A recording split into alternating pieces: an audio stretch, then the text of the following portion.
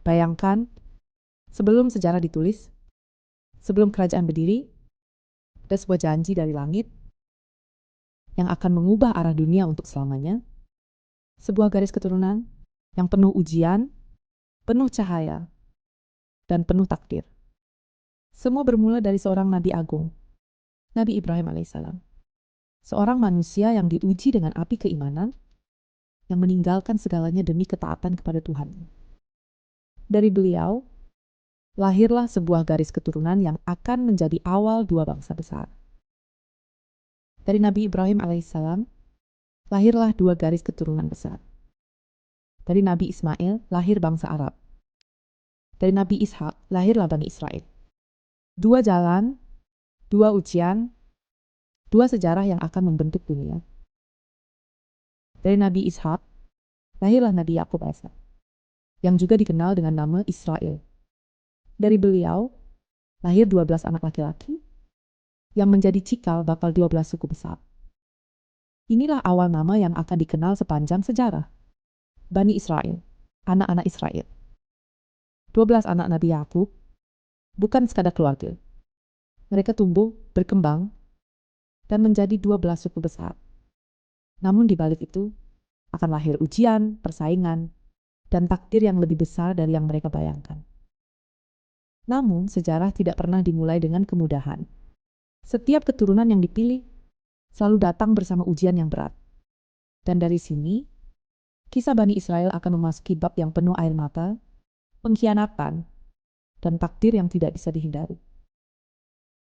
Di tengah keluarga Nabi Yakub alaihissalam, cinta seorang ayah kepada Yusuf kecil menjadi api yang diam-diam membakar hati saudara-saudaranya. Rasa iri itu tumbuh perlahan, hingga berubah menjadi kebencian yang berbahaya.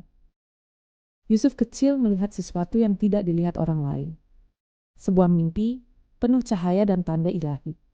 Namun mimpi itu justru memperbesar kecemburuan di hati saudara-saudaranya. Di padang gurun yang sunyi, saudara-saudaranya mengambil keputusan yang akan mengubah sejarah. Mereka merencanakan untuk menyingkirkan Yusuf tanpa rasa ragu. Yusuf kecil dibawa pergi, dan tanpa belas kasih, ia dilemparkan ke dalam sumur yang gelap. Kesunyian menjadi saksi atas pengkhianatan yang tidak bisa dibatalkan. Namun takdir berkata lain. Sebuah kafilah dagang melintas dan menemukan Yusuf di dalam sumur. Dari gelap menuju perjalanan baru yang tidak diketahui. Yusuf dibawa jauh dari tanah kelahirannya, melewati padang pasir yang luas, menuju negeri besar, Mesir. Takdir mulai menulis kisah baru untuknya. Di Mesir, Yusuf dijual sebagai budak. Namun wajahnya tidak menunjukkan kehinaan, melainkan ketenangan yang misterius. Seolah ia tahu Allah sedang menulis takdir besar untuknya. Dari seorang yang dibuang, Yusuf melangkah menuju babak baru kehidupannya di Mesir. Tanpa ia sadari, di negeri inilah ia akan menjadi bagian dari sejarah besar Bani Israel. Di tanah Mesir yang megah, di balik piramida yang menjulang tinggi, tersimpan kenyataan yang gelap. Sebuah kerajaan yang tampak kuat, ternyata berdiri di atas penderitaan manusia. Di dalam istana yang penuh kemewahan, Firaun memandang dirinya sebagai penguasa tertinggi. Ketika Bani Israel semakin banyak, Firaun mulai merasa takut. Dan dari rasa takut itu, lahirlah sebuah keputusan yang kejam. Bani Israel dipaksa bekerja tanpa henti. Tubuh mereka lelah, namun tidak ada belas kasih yang tersisa. Mereka menjadi budak di tanah yang bukan milik mereka. Namun kezaliman belum berhenti. Firaun mengeluarkan perintah paling kejam. Setiap bayi laki-laki harus dibunuh. Di tengah ketakutan itu, lahirlah seorang bayi yang istimewa.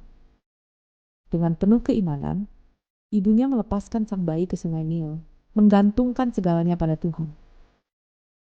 Dan sesuatu yang tak terbayangkan terjadi, bayi itu justru ditemukan di istana Firaun sendiri.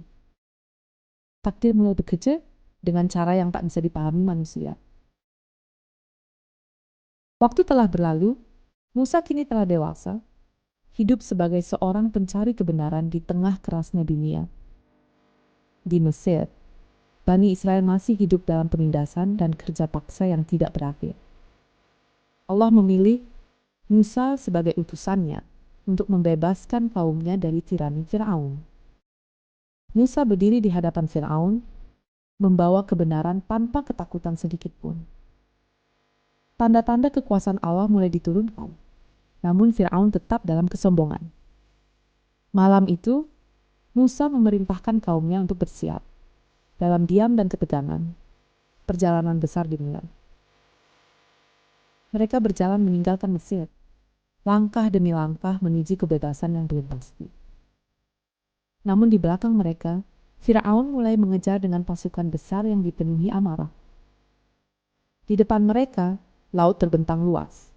Di belakang, pasukan Firaun semakin dekat. Dengan izin Allah, Musa memukul laut itu, dan air raksasa itu terbelah menjadi 2 dinding. Ketika Firaun masuk mengikuti mereka, laut kembali menutup dan kekuasaan tirani itu berakhir selamanya.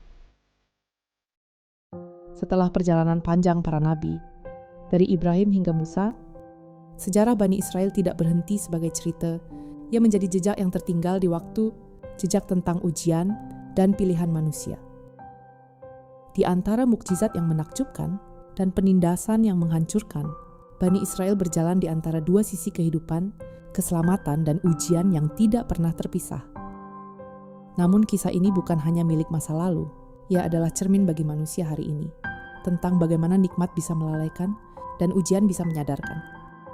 Jika kita berada di jalan yang sama, apakah kita akan tetap bersyukur atau mengulang lupa yang sama?